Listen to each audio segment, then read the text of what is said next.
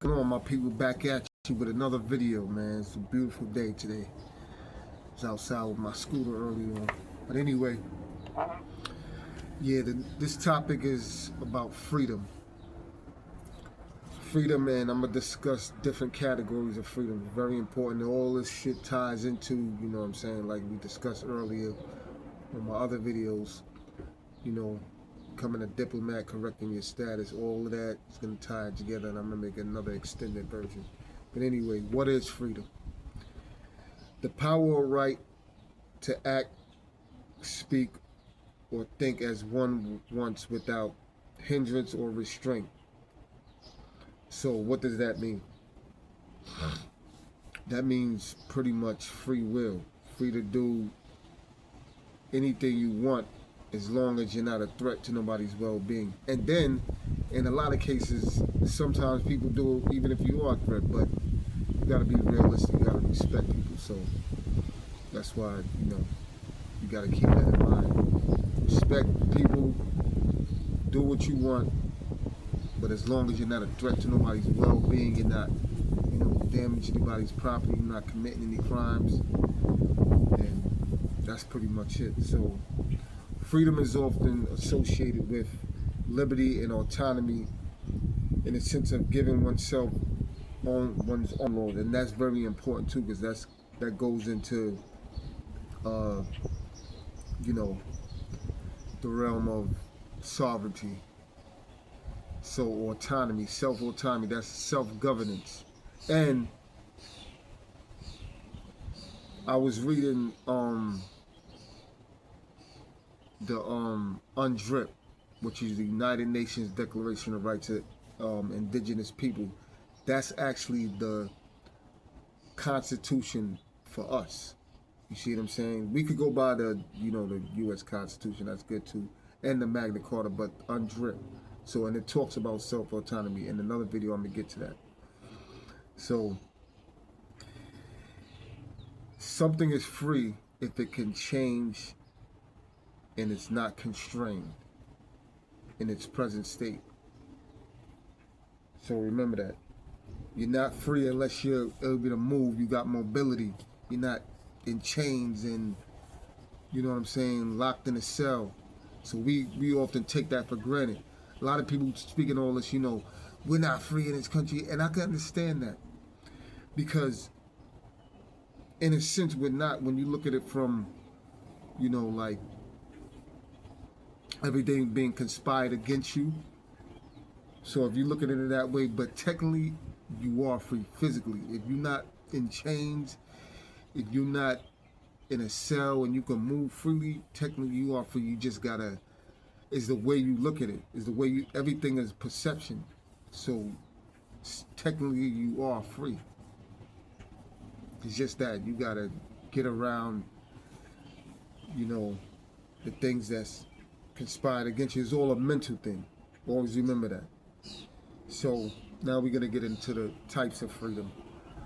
Political freedom is often associated with liberty and autonomy, and the distinction is made between, you know, countries that are free of dictatorships.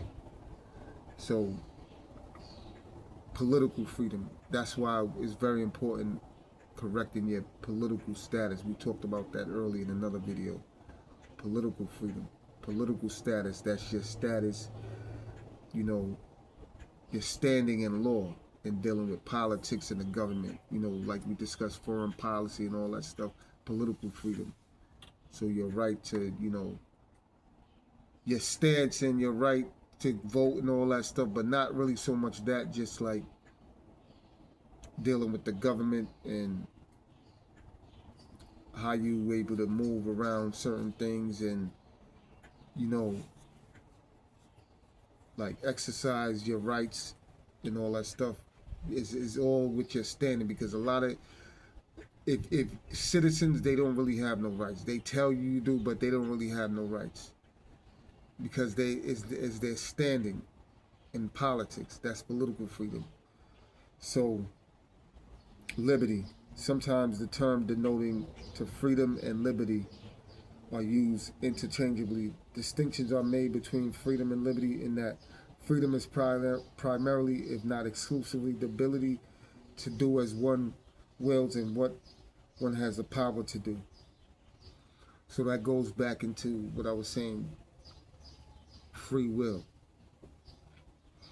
Everybody has the free will to do what they want, regardless of what the odds are stacked against them. You still have the free will. You have the free will to think and act on those thoughts. That's why I always say we are free. If you're not bound in chains and in a cell and your mind is free, you're not. I know they always have shit to distract us to get up here, but you still have free will to think. And I stress that so much because there's always attacks on my mind, everywhere, at work and just in life period, and dealing with the government and in this society period. There's always attacks, but it's all up to you. That final decision is on you, so that's very important. So I'm glad they touched on that. One has the power to do as one will. So whereas liberty concerns the absence of arbitrary restraints and take into account the rights of all involved. As such, the exercise of liberty is subject to capability and limited by the right of others. So that's a little bit more intricate. I think that goes into,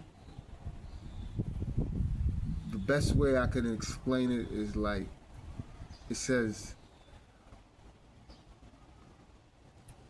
take into account the rights of all involved. As such, the exercise of liberty is subject to the capability and limited by the rights of others. So that goes into probably like I said, your capabilities of what you can do in certain instances and when other people are involved. So that goes in more into it's really more political. So you got to take into considerations of other people's rights. You know what I'm saying? So you can't really navigate that type of aspect of freedom, which is liberty, like you can do free will, because you got to think about others, and then that goes back into humanitarian diplomacy, like we discussed in the earlier video. So freedom will is the idea that entitles can willingly choose an arbitrary option when presented, often in the context of human behavior. So that goes into if you got a choice, which is the best choice? You got to think about what's the consequences. You have the free will, but it's like I said, it's an arbitrary option. You have the free will to do anything, but which option are you going to choose if it's in the best interest of you and the people that it's going to affect that decision? So you got to think about that. It's always about who it's going to affect, and of course yourself. So that's very important. Freedom will. So freedom from domination. While operative control is the ability to direct one's actions on a day-to-day basis, that freedom can depend on the whim of another, also known as reserve control. So that goes back into, like I said, having the option. But that one is freedom from domination. You don't want to be at the mercy of somebody else. You see what I'm saying? So you have the free will to move around and make that decision where you don't got to be in control of this person or organization or whatever the case may be. You have to make that decision, because what it is they have everything conspired against you, and they create that environment to have free, to try to dominate you, but you have free will to move around that. It's just like with anything. You go to a job, you know what I'm saying? They have everything in place where they try to, always try to dominate things and have you do this. You have the free will.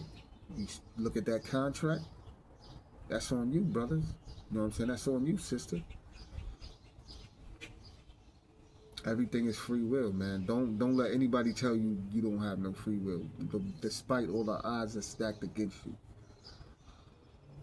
You just you gotta have enough mental fortitude to know how to navigate around that.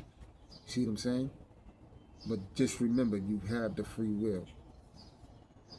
So, like I said, there's always a brief synopsis with me, and we're gonna close out on that. That's my take on free will. So we touched on liberty, free will, freedom of domination, and freedom of what else did we touch on? Just free will, and freedom, all the categories of freedom. You know what I'm saying? So that's about it. And I'm gonna get you on another video. We're gonna close out.